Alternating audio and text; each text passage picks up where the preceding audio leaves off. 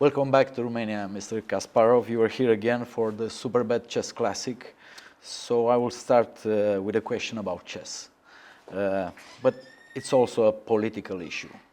A couple weeks ago, the FIDE Ethics Committee threatened to expel the Russian Chess Federation for organizing tournaments in occupied Ukraine, and also reprimanded the FIDE president, Mr. Dvorkovich, for his close ties with sanctioned members of the Russian government. Mr. Dvorkovich is a former deputy prime minister, a former assistant to Putin. And after the reprimand, there are some press reports that he gave an interview to TASS, to the Russian news agency. He called the invaded land of Ukraine new territories. So what do you think about Russian involvement in International Chess Federation and about this decision of the Ethics Committee? Since 1982, the election on Filipino Floresio Campomanes, Soviet Union and KGB were in direct control of FIDE. Then it was followed by rule of Mr. Ilumzhinov. And now there's another Russian official, Arkady Dvorkovich, who looks more presentable than Ilumzhinov, but still, dances at Kremlin's music. It's a matter of survival for Dvorkovich to play the game by the rules imposed by his boss in Kremlin. And I have to say, I was a bit surprised by FIDE's ethics committee decisions, which was, again, absolutely normal one by normal standards. But of course, Dvorkovich had to immediately demonstrate his loyalty to Putin by doing this interview. I think it's a shame that the International Chess Federation is in the hand of thugs. But as long as Putin stays in Kremlin, and FIDE depends on Russian sponsorship because it's being sponsored by organizations that are directly or indirectly connected to Putin's regime. Nothing will change. Do you think it has something to do with you? Because I think you are one of the biggest enemies of Putin, not only because you say what you say or you post what you post, but because you are a well-known international figure. And I read the news that you were, a court in Russia, in far north Russia, issued an arrest warrant for you for, I quote, supporting terrorism or something. So what's this all about? It has something to do with you, the Russian involvement, or they trying to control the FIDE, or is just their habit to do that? As I said, it started before my reign as a world champion back in 1982. It's not an unusual practice for KGB, for this organization to control international institutions, to use them for their clandestine agenda. I don't think I play any role in this concrete case. As for the criminal investigation, I'm not sure it's an investigation, that started in the far north, in the Komi region, again, there's nothing unusual. Dictators always, try to portray their opponents, those who are fighting them, as terrorists and thieves. Irony is that Putin is a terrorist, Putin is a thief, and his regime is just, it's a greater threat to global stability. And I'm not alone on this list. So many of my colleagues already call terrorists, and actually those who are alive, some of them have been killed, many in Russian prisons, but those who are in exile, every day you can see the list as being, it has been increased. So what's the case against you? I mean, Kara-Murza was convicted for terrorism, I think, or Navalny? No. He was, I think, state treason, something State treason. Actually, my second case is also state treason, so that's why, yeah. So what's the case against you? It's supporting terrorism because I have been openly supporting Ukrainian army. And actually, Russian battalions. We did a fundraising, the organization that I founded back in 2016, Forum of Free Russia. We did a fundraiser, actually 2 fundraisers, and our representatives went to Ukraine, to the front line, to help, to deliver our help to Russian battalions. And that's, by Putin's standards, that's already clear, just demonstration of our support of terrorism.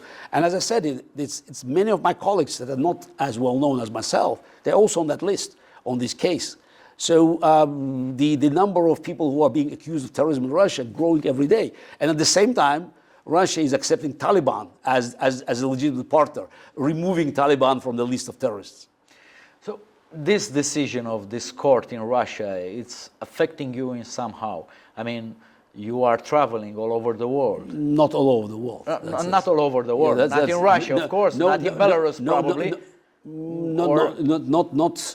No longer all over the world, because there are unfortunately too many countries where Russian arrest warrant can be executed. Actually, many more than were not. So that's why my travel now is limited to Europe. I'm not sure. Maybe I'm Brazil, Argentina, okay. Brazil, probably. Okay, Japan, Australia, New Zealand, but no African countries. I mean, even countries like Hungary, I would not go to these days, because not that I expect them to execute the order, but in these places, Russian security apparatus works, freely. So there's unfortunately too many places in Europe where Russian sabotage is not being confronted by local authorities.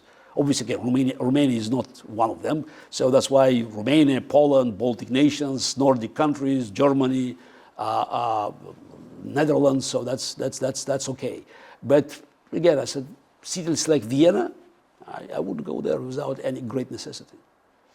2 years after our first interview, and the war in Ukraine is still raging, no party seems to win this war yet.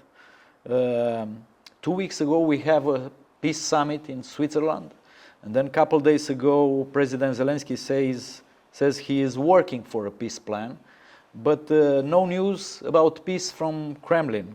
So, what are your thoughts on that, on the peace plan, on the closing of this war? Look, the wars can end up at the negotiating table when you have something to negotiate, when you have a potential compromise. It's rarely you can have a compromise between an aggressor and the victim, but it's possible. But in this case, aggressive side, which is Putin's, Russia, has made its goal very clear: total destruction of Ukrainian statehood. That's what I'm saying. They have been saying it, repeating that. In Putin's own words, Ukraine doesn't exist as a state. Ukrainian nation is just Russians who spoke broken language. And his goal was, is, and will be to eliminate Ukraine from the map. How can he negotiate? So the end of the war, as being trumpeted by some Western politicians, it's nothing but ceasefire.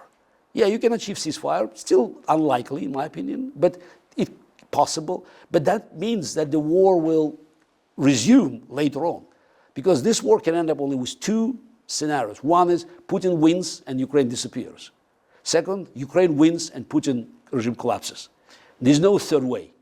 Experts are talking about that. What if the Russian proposal will be, we keep what we have, a lot of land in Ukraine and Crimea, of course, which internationally is Ukraine's, and the condition they ask to Ukraine not to join NATO. What if these were the only 2 conditions of a peace?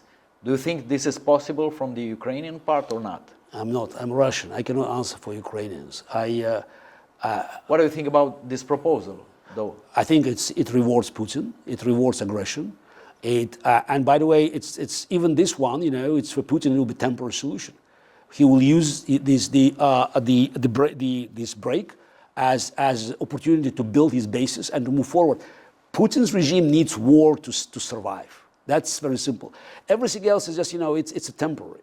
War is the only ideological and also only one economical reason for Putin regime to continue. So if the war stops in Ukraine for a while, he'll look elsewhere. Because again, for him it's very important to actually demonstrate that he can use force to ignore international treaties. By the way, anything signed with Russia, with Putin's Russia today, is just a piece of paper. It's worthless. Putin had so many agreements that he violated. He doesn't care. So he already a pariah. And his goal is to expand the war. He has been doing it quite successfully. You have a war in the Middle East that has all KGB fingerprints there. You have Maduro threatening neighboring country, Guyana, so it's a Russian client. You have Kim Jong-un now, it's about to send his soldiers to Ukraine. So, and of course, and Africa. Putin has been very active in spreading Russian influence. That's why we already have many African students being forcefully recruited to Russian army with the blessing of African dictators who visit Moscow regularly now. Because you said that, and I saw a report, do you think the 7 October Hamas attack on Israel, it was organized or somehow it was a Russian involvement in that? Do you think that? Do you have? Involvement is a very weak statement. Palestinian organization, Liberation, whatever the name is, has been formed in 1964 by KGB. From the very beginning. All these terrorist organizations, they have been conceived in the KGB labs. Now, looking at this, at the current tragedy in the Middle East, you have to ask a simple question: who is the main beneficiary? Who needed desperately to shift attention from Ukraine elsewhere? And of course, you have Iran there. But Iran is working with Russia. It's the allies now. Iran has been funding Hezbollah and Hamas. But also there's something that people they don't want to pay attention to a very simple fact. What is the main war infrastructure built by Hamas? Tunnels. You look at these tunnels. There are hundreds and hundreds of kilometers of tunnels. How do they look? This is not a tunnel for a smuggler to bring goods from one country to another. It looks like subway. It's one of the most sophisticated subway systems built in the world. Tell me what country has experts, engineers who can build it? Hamas? Iran? Come on, give me a break. It's a very, very complicated, very sophisticated engineering construction next to water. You needed experts to do that. So it's clearly, you have again, all the KGB fingerprints, Russians did it. Also, there was early morning of October 7th, there were hackers attacks on Israeli infrastructure. Where did it come from? So again, who had most sophisticated hackers to go after the targets? And then also, how come that Israel missed this very, again, unusual attack by Delta planes? Israel had enough technology to look throughout Gaza. So it's a small piece of land, which gives me just an idea that probably these guys trained elsewhere. Where did they go? They definitely went to the place that was not controlled, or was far away from Israel, but also covered from American spying satellites. Again, every arrow points at Kremlin because Putin is the main beneficiary of that. All of a sudden, you have the Western press talking about Gaza. There, Putin drops more bombs on Ukraine in one night than Israel dropped on Gaza for 8 months. So, what do you think about that? About the public opinion in the Western countries, is very concerned about Palestine right now, but not so concerned about what is still happening in Ukraine. Is this also part of the plan? Because I saw a lot of protests all over the world, in the United States, for the Palestinian cause, against the Gaza invasion, but I cannot see in the international media something about someone protesting against Russia. You see? It has been heavily funded. It's a part of the plan. I'm sure Putin is part of that, though Iran is there. And the anti-Israeli case, it's traditional anti-Semitism, also with the support of various terrorist organizations, and of course with the United Nations blessing, because at the end of the day, United Nations was there. United Nations authorized all this funding for Palestinian cause. Yeah, I understand it's a problem. some say tragic problem. But let's be honest, you know. He says, you have 5 million people dying from starvation in Sudan. Who talks about it? Nobody talks about it. Gaza is not starving. This is absolute lie. You have lie after lie coming after from Gaza, from Hamas, bunch of terrorists. What they did on October 7th was a clear demonstration of barbarism. And by the way, they did it on purpose. Why they did all the killings and also videotaped it? Because they wanted to make sure Israel attacks. Again, it brings us back to Moscow. Putin needed this public attention to move. I saw these demonstrations in America. Most of them have been influenced by people who have been on the payroll. It's a global campaign. They have been preparing for this campaign because you saw these flags. I mean, industrially made flags. I organized protests in Moscow. It's a challenge to have big flags in such a quantity. All these slogans being agreed upon. It's a global campaign. And this campaign, has been conducted at a time where the free world just showed no real energy to fight back. For me, war in Israel, war in Ukraine, Taiwan, Venezuela, it's a part of one battle, a global battle between freedom and tyranny. And of course, we have to work together because look, they work together. Putin, Kim Jong-un, Xi Jinping, Hamas, Iran, Maduro, they work together. It's a dictators international. And they have been expanding their territory while we are still, contemplating what to do. Let's get back to the war because you said in one of our interviews, when I asked you, what do you think it will take for the Russian people to protest or revolt against Putin's regime? And you said it's the number of the black bags coming from Ukraine with Russian soldiers. So we have right now an estimation of at least 100,000 Russian soldiers being killed in this war. Probably it's more like 500,000, but okay. Probably 500,000. I gave the lower figure, but we still don't see any sign of opposition in Moscow, St. Petersburg, some other places. Even after Navalny death, there were no massive protests. There were some, but no massive protests against the regime, like back in the times when you were protesting in Moscow. You've been arrested for that. Do you still have a hope that this is possible, that the Russian people will somehow understand that this is not a good thing for Russia, for the Russian future, and they will protest or they will raise against the regime? But what's a raise? What do you mean raise against the regime? I mean, rise against regime. What? Go to the streets? Get into the streets. Really? Yes. You go in jail for many years for tweet. So how can you go there? Because I said about body bags, but I also said about Ukraine winning the war. Exactly. As of today, Putin still managed this equilibrium because there are very few body bags in Moscow and St. Petersburg. When you look at the mobilization of Russian soldiers, they come from jails, from depressed regions like Chelyabinsk, Kurgan. So it's really places where people have so little that they're happy to go just to war to make a few dollars. Or national republics like Buryatia, Tuva. So Moscow and St. Petersburg spared.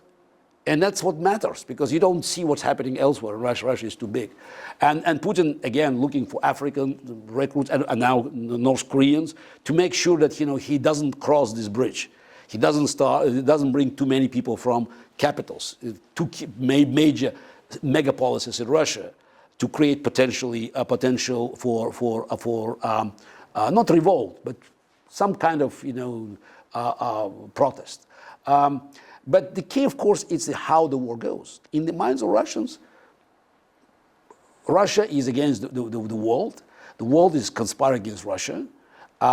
We're fighting the war. That's the way they see it. And there's nothing else we can do. And the war is going fine. Because Russia is not fighting Ukraine. In Russian propaganda, it's war against NATO. No matter what Scholz or Biden or whoever say Putin is fighting NATO. They can say, no, we don't want to, we have to avoid conflict with Russia. It's a war with NATO, and it makes me really sick when you just hear Putin repeating, yes, we are fighting NATO, Ukraine is American puppet, And they say, no, we just have to make sure that, everything played by the rules. As long as Russians believe that the war is going fine, nothing will happen. You need a shock, like a shock therapy. They don't care about the civilian people in Ukraine dying. No, it's a war. Again, people get adjusted to everything. So nearly 3 years of the war, of this massacre. And now Ukrainians shooting at us, we're shooting at Ukrainians. So I think psychologically, it's very difficult to expect people to do anything. And also, there's one big hole in all these calculations. The West did absolutely nothing. I mean, say absolutely nothing to invite Russians who are fighting Putin. For instance, just as we had more than 1 million people, just leaving Russia, some say up to 3 million people, after the full-scale invasion. Many of them had to come back. Passports being expired, no offers, for any kind of document by the free world. Michael Khodorkovsky and myself, we have been advocating aggressively, saying we need to recognize free Russia, like a free France de Gaulle. You have to start issuing documents. For somebody who says war is criminal, regime is illegitimate, Crimea is Ukraine, I'm on your side, I want to fight on your side. No, you cannot do that. So you have many Russians saying, nobody wants us. Where can we go? But that's a problem that the free world, led by America and with top European countries, doesn't want to see Ukraine winning. This is a problem. Biden administration is afraid of Ukraine winning because that may lead to the collapse of Putin's regime. China might get too strong. So we don't have the strategic goal, Ukraine winning. Because the moment you say that, you have to work out a strategy. And this strategy must incorporate Russians, not like myself, who I've been in exile for a long time, many who are there, by the way, working now for doing new missiles, drones, engineers, financiers. Take 1 million of people out of Russia and Putin's war machine will collapse. But that means you have to make a goal, regime change. The moment you say regime change in Washington, you are pariah. They don't want to talk to you. I'm saying as long as Putin stays in power, the war continues. Putin is war. But you're dealing with politicians that are panicking when they're being told to take responsibility for the future. I mean, look at Biden. I mean, you expect him to make decisions that will influence the future? Or Olaf Scholz? I mean, you seriously believe these people could be called leaders of the free world? But we saw both presidential candidates couple nights ago. Shame. On Thursday night. And a lot of people in Eastern Europe, I think, are looking very with much attention this debate, because we are here. I mean, if you live in Portugal, it's a different thing. But if you are living in Romania or Poland, you are very interested about who will become the next American president. And former President Trump, as you know, is signaling that he will stop aiding Ukraine or NATO even, and he will make peace in 24 hours, he says. What do you think it will happen if he is going back to the White House? Look, with Trump, I wouldn't make any predictions, because whatever he says is just, today may not be relevant tomorrow. Yes, the way he sees the world, yes, I make a deal. Okay, I don't think his knowledge of the world, just goes beyond these deals, and probably he doesn't understand that the war in Ukraine has very deep reasons. And as long as Putin regime continues its policy of extermination of Ukrainians, the war cannot end. But the problem is that the current administration has been negotiating with Russians behind the scene for just from the very beginning. They still believe that there should be negotiated solution. They have been withdrawing the supply of weapons to Ukraine that could have solved the problem. Ukraine could have won the war in 2022 with American weapons that are collecting dust in Arizona or California deserts. These weapons could help Ukraine on the battlefield. They're not there. There's still limitations. Oh, you cannot shoot, Russian planes, 100 kilometers beyond 100 kilometers of the border. Though, these planes are just, being used to attack Ukraine from a distance. So it's not just Trump. Unfortunately, it's a lack of coherent policy by America. There's no sign of American leadership being restored. I hope that this debate showed how feeble Biden is, and we may see the change on the Democratic side, which will probably influence Republicans as well to correct their position, because Trump can beat only Biden.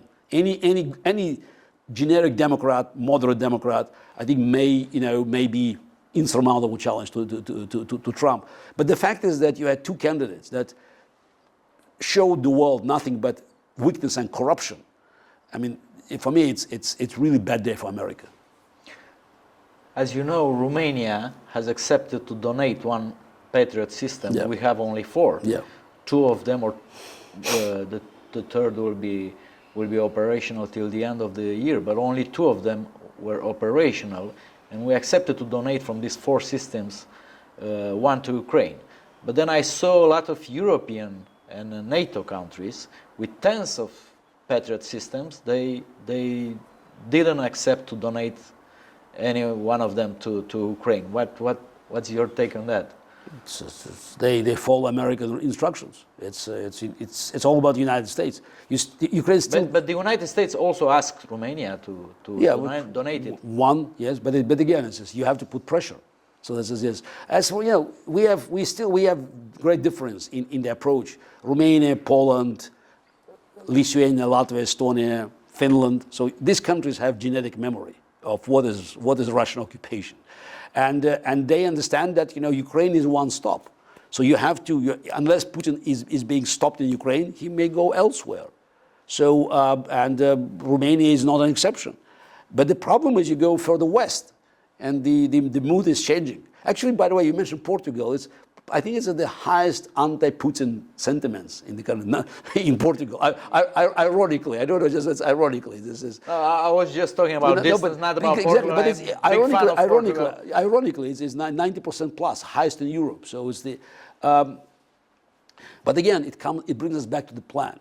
So it's not that the free world is missing resources. So it's every military expert can tell you that if you're talking about conventional war, because let's set aside this is nukes now. America has nukes, France has nukes. So let's separate this issue for a moment and look at the conventional forces. And you hear, oh yes, if Russians could actually attack and they will be in Tallinn in 3 days, it's absolute nonsense. Every military expert can tell you that if you have a conventional war, the eastern flank of NATO, which stretches from Romania all the way to the north to Finland. Romania, Poland, Latvia, Lithuania, Estonia, Sweden, and Finland will destroy Russian army in 1 week. Plus Ukraine, of course, physically fighting today. It's not that Russian tanks will be in Tallinn, it's Estonians will enter St. Petersburg. So the balance of power is and we're not talking about Germany, America, we're talking about the forces that can be mobilized by these countries. So you don't think Putin will ever attack a NATO country? He does no. Putin doesn't attack. It's straightforward. But he's testing water. He had already a few accidents when the missiles crossed the border. He doesn't have to attack everybody. But there could be some unrest in Estonia so Putin will not start an open war, but he'll definitely make provocations. By the way, he doesn't do anything before before the war in Ukraine is over. That's why he has to achieve his goals in Ukraine. And then he can start putting pressure, because any Putin territorial gains in Ukraine will be a triumph for Putin, and then it will show American weakness, because at the end of the day, everything depends, even without American participation, America's permission to use weapons. All I said about Romania or Estonia or Poland, they have to use permission to use American weapons. So if America decides that it walks away, then Europe has to make a big decision. And as of today, we don't have German leadership. For instance, Germany could take a lead. But with Olaf Scholz, I doubt very much. What about France? Because Mr. Macron was talking about this very controversial initiative to send soldiers, even not only instructors. Yeah. He talked about pilots, probably. But then if you look at the numbers, and there is, I think there is an institute in Germany that is measuring the military aid of each country to Ukraine. And if you see on those numbers, Denmark, which has a smaller GDP than France, of course, a smaller population, a smaller army, gave 2 times or 3 times more than France in order to help Ukraine win this war. So if you are talking about sending troops French troops in Ukraine? Why you are not donating more rockets or more tanks or more airplanes? Yeah, there are several layers of answer. One is, I don't have any... I mean, I'm sorry. I mean, logically, who will attack France right now? I mean, if someone will attack France, will be a World War III, right? Okay, nobody will attack France. Okay.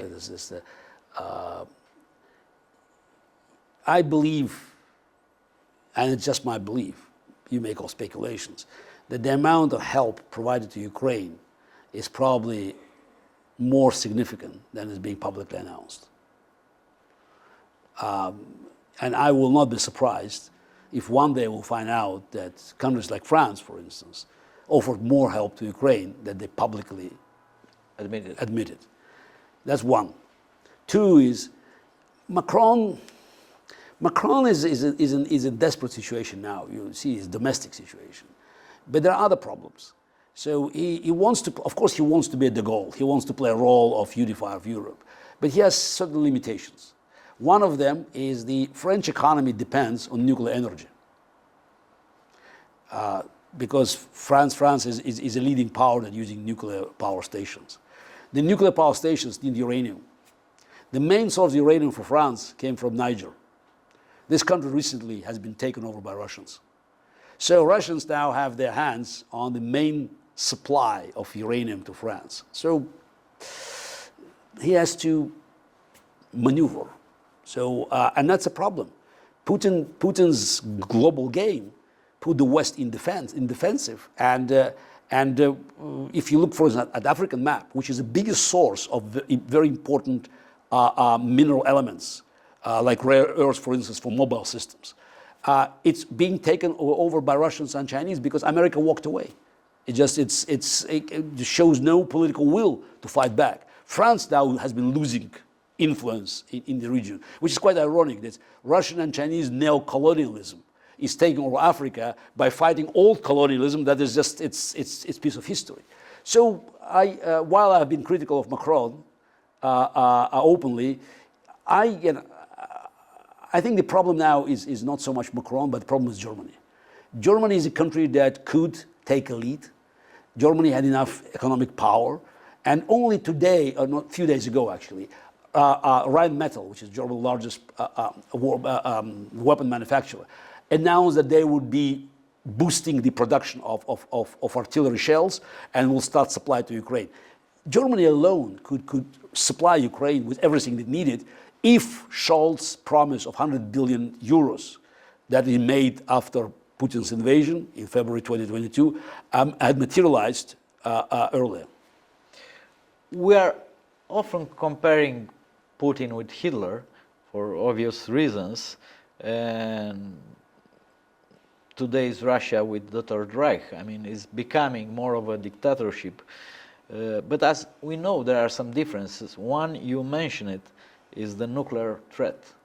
So I asked you in the past, I am asking you again, do you think Putin is bluffing because there are still threats from Russia, coming from Russia every month or so, about using a nuclear weapon even in the Ukraine war, or not limited to that? And I'm wondering if you still believe that this is a bluff. Putin never said it. Yeah. No, that's very important. Yeah. Putin has never said it. Moreover, Putin always said no. So that's why, as I said, everything else is irrelevant. You know, when people say Putin is threatening, no, Putin has never said it. Just, hear me out. It's just, this kind of threat is viable only if it comes from Putin. Well, he talked about, we can do this, that, but the moment it came to the nukes, his position was always, either evasive or negative. Whatever Russian propaganda is saying without Putin confirming the threat is absolutely irrelevant. It's not on the table. I can give you many reasons, we discussed it once, but I can add more. He went to China, and you heard Chinese saying categorically not. And Putin may ignore America, he cannot ignore China. China just holds Putin hostage now. He depends on Chinese goodwill. And there's a very simple reason why China is so categorically against it. Because for a moment, just imagine for a second, Putin decides to use nukes, again, tactical nukes. I don't think it's going to happen, but just say he used it against one Ukrainian city.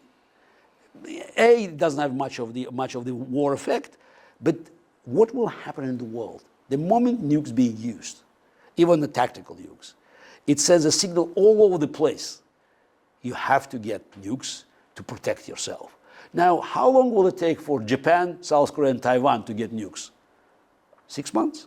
8 months? Does China want to see nuclear Japan? Because all bets are off. The moment it happens, how long will it take for Saudi Arabia to get nukes? I mean, of course, Iran already probably has them. So you have nuclear proliferation. It's like a plague going across the country. Why does China need it? So again, it changes all the rules. And by the way, it will give advantage to advanced countries. Because obviously, countries like Japan or South Korea, South Korea is too small, but Japan is not too small. And to see the new imperial fleet of Japan with nukes, that changes all Chinese calculations for the dominance in their region. So I think there's a global fear of the change of geopolitical climate, and that's one of the reasons, one of many reasons Putin would never use it. And again, he never said he would do that. Let's get back to Russia. Do you still keep in touch with Russian citizen living in Russia right now? I have some distant relatives, but it's very sporadic. I follow social media, whatever you can find about Russia, but I'm not. Again, there's no political life there. You just mentioned Third Reich. This is Germany, 1943, 1944. So people can go in jail for any post on social media. What do you think about Vladimir Kara-Murza case? I mean, he's convicted for many, many years. It's tragic. So and I'm afraid for his life. So, and I know him for so many years. It's so painful that he's kind of a hostage there. And I hope that maybe there will be a way of exchanging him. But it seems to me that Americans are more concerned about a few Americans that are being held by Putin. And it's amazing. One of them a journalist who is accused of espionage. Yeah, accused of espionage. Yes, I know. It's also an awful story, but this American journalist who speaks perfect Russian, tried to talk to people from military installations. Obviously it was a journalist story, but he provoked. I mean, this is why you do that. I mean, you should be a complete idiot. And that's it. I don't blame him. I blame Americans and Europeans for not recognizing we're at war. If you say Putin regime is illegitimate, why no country recall ambassadors? You don't have to cut diplomatic ties, but at least recall ambassadors. Show that you recognize we're at war.